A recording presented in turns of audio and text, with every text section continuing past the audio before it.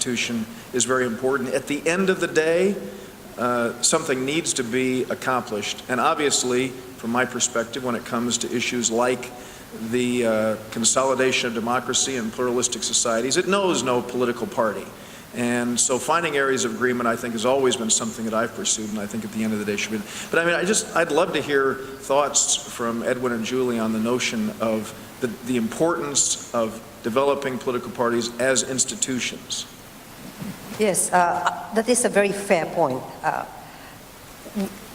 In Australia, in Australia, it seems you have no problem having, although you haven't had a single majority for a long time.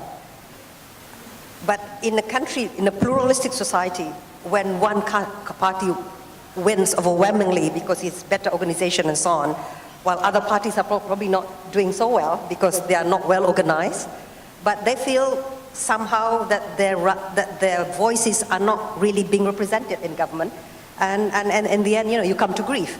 So how do you avoid this in the Philippines, which also is extremely pluralistic? I agree with Congressman Dreyer on the idea of having political parties. Prior to martial law, we had two political parties.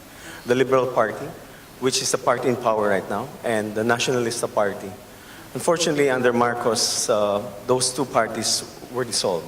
But even prior to that, our parties are mere parties. If you talk about platforms, you don't see a distinction between either the Liberal or the Nationalista Party. When we drafted the new constitution, there was a call for a multi-party system because of the fact that the two-party system didn't work in our government. But we're now also revisiting the idea of having a multi-party system. While we may be a presidential form of government, our legislature is more like the European type where you have so many parties. We've got also, apart from political parties, which are merely in name, but in terms of platforms, you can't distinguish all the political parties. We also have party list representatives or advocacy groups. We're right now revisiting whether the idea of having just two political parties would be the better way of handling democracy. But we've got a multifaceted, pluralistic society. We, for instance, apart from our conventional parties, we also have a progressive leftist party. And so there have been some calls to revisit the two-party system. Unfortunately, it's enshrined in the Constitution that we have to have a multi-party system. In order to revert back to a two-party system, we have to amend the Constitution, which the Filipinos right now are not willing to do at this point. Well, I'm not sure about a completely two-party system. You can have federal shutdown as well at some point. Julie? It's not in our Constitution that there be a two-party system by any means. It's organic, it's grown up. The Labor Party has been around for over 100 years as originating as the workers' movement. It came out of the union movement. The Liberal Party came out of a free trade movement and was established. The current modern Liberal Party was established after the Second World War, when the world was divided between the socialist and the conservative side, having and communism being the challenge of the day. So the two parties have survived by virtue of them representing the mainstream of Australian thinking, the centre-left, the centre-right. But over time, there have been parties that have evolved. The Labor Party in the 1950s had a split, and a Democratic Labor Party was created. The Liberal Party had a split when a Democrat Party was set up, as taking away from some of the members of the Liberal Party, set up their own party. Then there's the Greens Party, which has evolved in its own way from the far left of the Labor Party. Over time, some of these parties survive, some don't. But we do have public funding for elections in Australia. It's not the only funding that is available, but there is public funding. And this is an example of how democracies change all the time. At the last election, there was a significant win for the Liberal National coalition in the lower house, an emphatic win. And there was even an expectation that we might win sufficient seats in the Senate to have a majority in the House of Representatives and the Senate. But the Australian people voted for a menagerie of independents. And the Liberal Party, the National Party coalition and the Labor Party neither have the balance of power. Now a handful of people that have been elected not necessarily as part of minor parties but as independents. There have been a couple of minor parties and independents have come up. So just when you think the outcome is predictable, the election throws up a twist in the whole process. Now, the question as to how there's one party in particular that just started before this election and won 3 seats, I think. And the question is, well, how can a party start from nowhere and suddenly have that kind of representation? So we have a standing committee in our parliament that reviews the outcome of every election after an election. And they have terms of reference to consider, very broad terms of reference to consider what happened in that election. Are there things that we should change? What can we do better? Was there an outcome that was not intended, and does it truly reflect the will of the Australian people? So we're constantly reviewing, constantly looking at how our election process and our form of representative government can be improved. Yeah, and I think Julie makes a critical point about informed citizenry, that which many developing countries, of course, and we do not really have well-educated, politically well-educated public. But we have the ambassador from Egypt here, who will share with us. Unfortunately, he's been in Jakarta throughout all the exciting time in Egypt. But so from the distance of Jakarta, he would have a much better perspective. These issues of political parties, of democratic elections, winning a government, but then losing it out. And it's not just it's not just a party that is losing out, but it's, you know, the Arab Spring itself is now under question. So maybe you could share with us, you know, what happened, what went wrong, what could have been done better, that what was not really done. Egypt. Thank you very much, Dr. Dewey. In the beginning, I would like to thank Their Excellency, the panelists, for their deliberations. And I would like to thank also the government of Indonesia for organizing the sixth Bali Democracy Forum. I would like, of course, the situation in Egypt is very, I know that it is now in the political scene, in the international even and the regional political scene. I would like first to talk about, yes, I do agree with my colleague from the American representative and Her Excellency also concerning the political parties. Yes, Egypt, we have a lack of strong political parties, as they didn't have the chance actually to practice or to be on the political arena in Egypt. Only we had a national party, which was the governing party, and they didn't allow for over 30 years actually to allow to any opposition party or any other parties to appear in our political scene. So after the revolution of the 25th of January, we had now almost more than 70 parties, 70 political parties, but of course they are not all effective on the ground. They don't have, most of them, they don't have, a big ground in Egypt with the people in Egypt.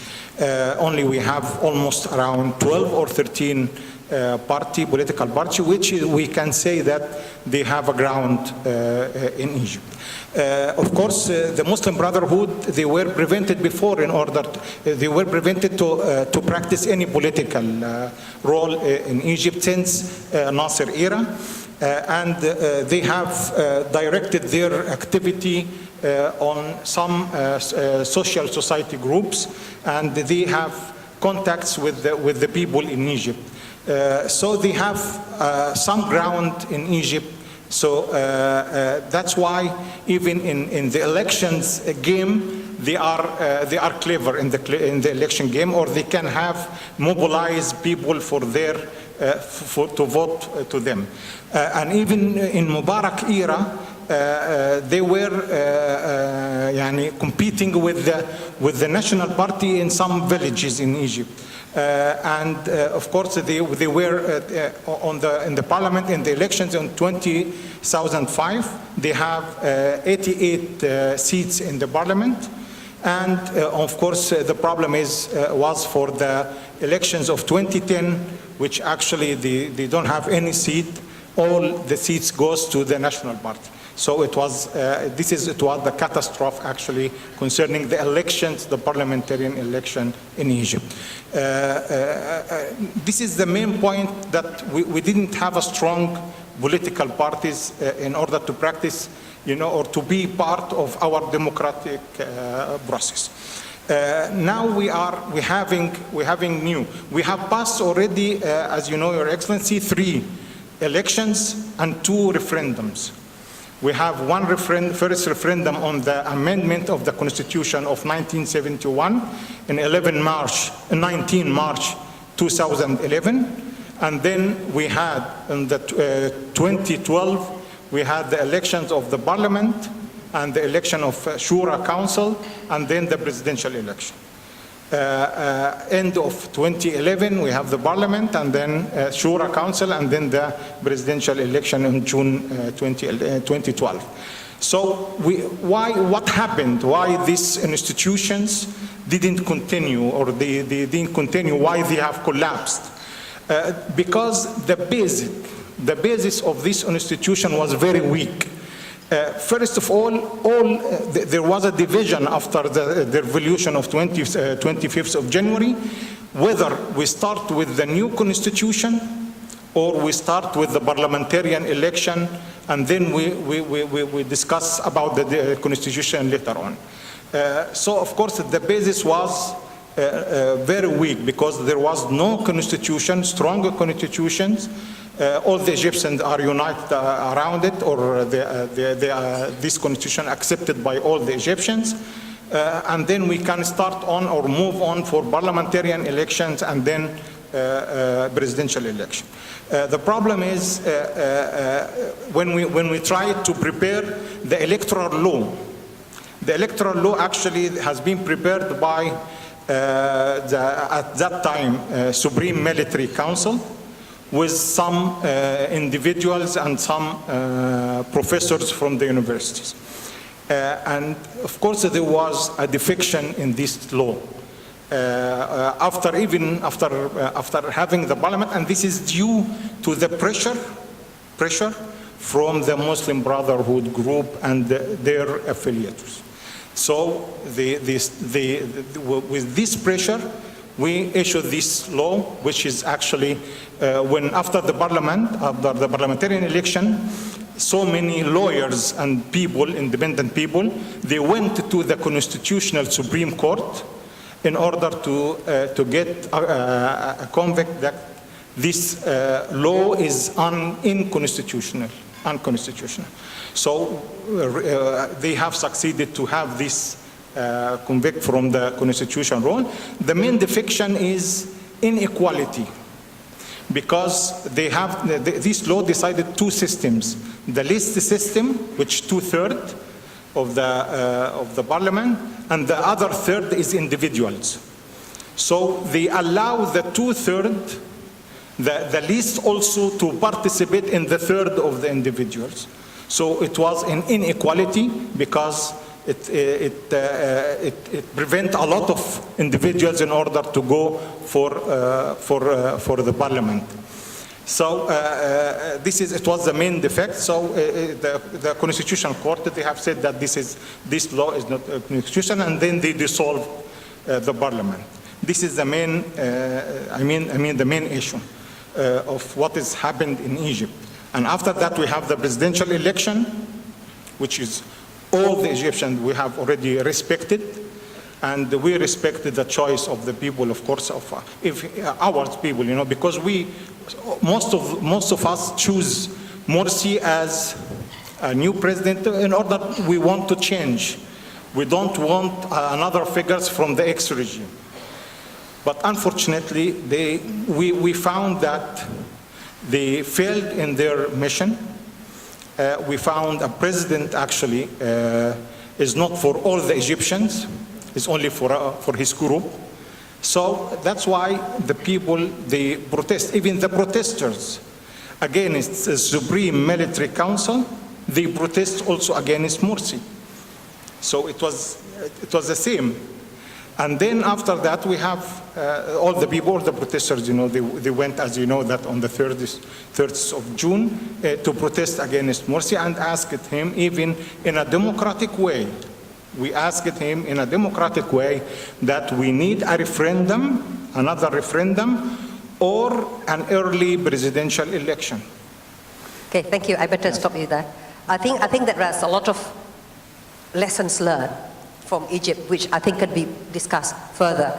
So, there was elections, very fair, Brotherhood won, President Morsi won, but there are questions about rushing through a constitution, having a totally new constitution, while there is a single majority who can ram its voice, maybe having those with less seats probably have less say in writing the constitution, while the constitution is in fact the foundation of the nation state. So so those who felt that they could not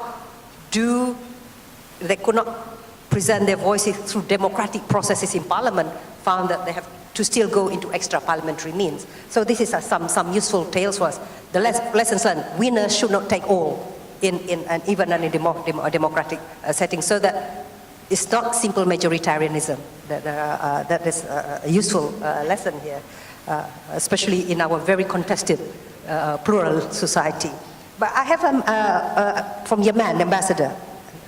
And why don't you just put your nameplates up so that we can note down your interests very quickly? Yes. Thank you very much. Actually, every time I enjoy your moderation, wise moderation of our interactive sessions for the last at least. Closer? Can you speak closer? Yeah. Because we have a big room. Thank you, Professor Dewi Anwar. We enjoy your wise moderation for the last four forums, Bali Democratic Forums. And thanks for Her Excellency, the Minister of Foreign Affairs, Australia. Also, many thanks to His Excellency, the spokesman of Philippines President. We are here to share some experience and best practices. And in case of Yemen, as everyone aware, we got the attention of the international media for the last 2 years and a half. And Yemen was on the verge of civil war. But thanks to all political parties involved in this standoff, they accepted the peaceful transition of the country. And everybody knows that election is the main component of the transition, but it is not enough by itself. We should flourish and grow a tradition and culture that will protect this election and what things come up. And the Yemenis decided to involve and indulge in national dialogue to promote and to make a new constitution which could change the whole face of the country, the way of governance. Now we are very close to the deadline on 18th of November to get a new constitution, but still we have some questions which needs more interactive dialogue among all political parties, and we accepted to prolong it until February month next year. One of the best practices of our national dialogue was that nobody should be left outside this dialogue. We ask every component of the political dialogue to involve 50% from the southern part of Yemen. And each component should also have at least 30% of its representatives women. We also involve the sideline groups of people which always were forgotten. We call it the marginal people. Now we almost came to the most of the new constitution, but still we have the question of the phase or the form of government, which we will have either federal government or federal country or one country or with a multi-regional country. This is the main question to be decided, and they started just yesterday to discuss all these main things. We hope that we will make new democratic Yemen, which include everyone. Nobody should be excluded from this dialogue. And thanks, and I should like to express my appreciation to all countries who helped us come to this peaceful end of our crisis, including the group so-called Friends of Yemen, which include Australia and Indonesia also. Many thanks. Also to our brothers in Gulf Cooperative Cooperation Council, which they helped us a lot. To the United Nations Secretary General, which he has a special envoy, always helping the Yemeni parties to come along their differences. Thank you very much for your patience. Thank you very much, Ambassador. I'm sure that you'll pick up some of the points there. I see Indonesia and Austria, but you know there are countries that, developing countries, which are, some are just starting democratic transition, some are in the process of consolidating, but there are also developed countries with well-established institutions and also a long track record of giving assistance. So I would also like to encourage countries and also institutions, multilateral international institutions, to share some experience with us. In what ways can outsiders assist in democratic consolidations in a way that is acceptable? During the first session, there was the ambassador of Germany has already asked about, you know, how would foreign involvement be seen? And here, we always need to strike a balance between assisting and interfering. Assisting is acceptable, interfering is not acceptable. Capacity building, you know, in what ways and how do you go about it? I would like to see, for example, international idea. I don't know whether the World Bank or UNDPs are here or NDI is here, and so on. Indonesia, what would you like to share with us? Would you like to share our frustrations with democratic consolidation? Thank you, Devi. I'd like to go back to your first question, which was, what institutions do we need in order for democracy to function well? And I think Minister Judy Bishop has answered the questions, and also our friend from the Philippines. But I would like to say that democracy is great, but what about economic development? For countries, as you mentioned, like ours, for the poor people, which is 100 million, 120 million, you know, about 240 million people, the right to vote is important, but it is not as important as the right to eat. Because when you live by $1 a day or less, you want to eat first before you vote. Of course, when the vote is given and produced the right democracy, that will be able to produce also economic development. So economic development, the ability to produce results in the economic policy, a more socially oriented economic development, I think that is very necessary. You mentioned about the advanced countries' problems. Well, some advanced countries are very unequal. 1% of the population of the United States control 45% of the wealth of the country. That's very bad. And in the developing countries, the problem is even worse, probably, because the contrast is, at least the poor in the United States, you know, they live by our standards more or less properly. But in this country and many other countries, you have a lot of problems. So what do the more advanced countries have to do? I think when we look to our own situation, Suharto was actually a victim of his own success. He developed health programs, education, and agriculture. When you are better fed, better informed, smart, better educated, healthier, you want democracy. That's what happened in 1998 in our country. So I think while democracy is great, it has to be accompanied by ability to follow economic policies that is uplifting the lower people, you see. So this is, I think, very important to be taken up also in this discussion. And I think if countries the developed countries want to help the less developed countries, they should help agriculture, health, and education. Because the better fed people, the more educated people, and the healthier people wants democracy. Thank you. You know, Budiono's question, it doesn't mean that he is skeptical of democracy, but that are the questions that are being raised.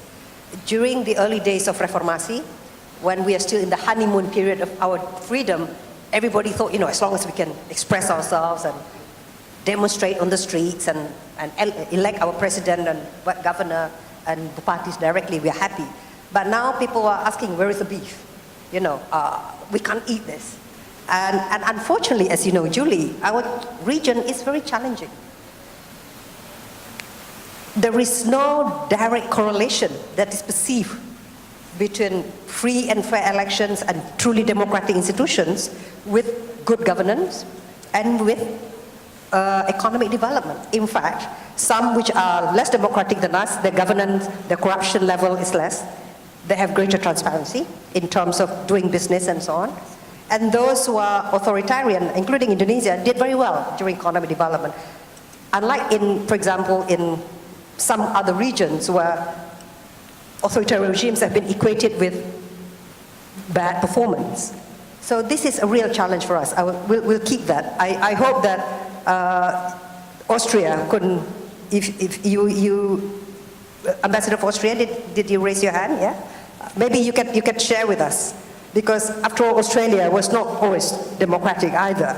So how to make sure that, and Germany was not democratic either, how do you ensure that, you know, a pluralistic, long, you know, a very, sometimes time-consuming ways of making decisions with very many voices. You cannot make decisions quickly during a crisis, but you need to ensure that, you know, democracy survives and delivers. How do you go about this? Well, I hope I can really answer directly. I only have to adapt my initial thoughts very slightly. My initial thought was, I miss an institution. It has been mentioned, but it has not been explicitly talked about, and that is bureaucracy. An institution democracy needs is bureaucracy.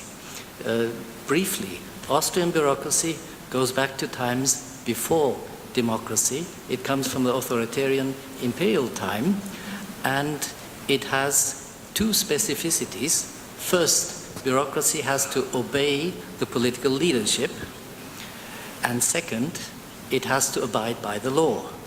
And that was put into our bureaucratic system because our then emperor said, I might go wrong, my successors might not be as law-abiding as I need an instrument to implement the political will that will not blindly follow political leadership. So it is a law-abiding bureaucracy that is needed.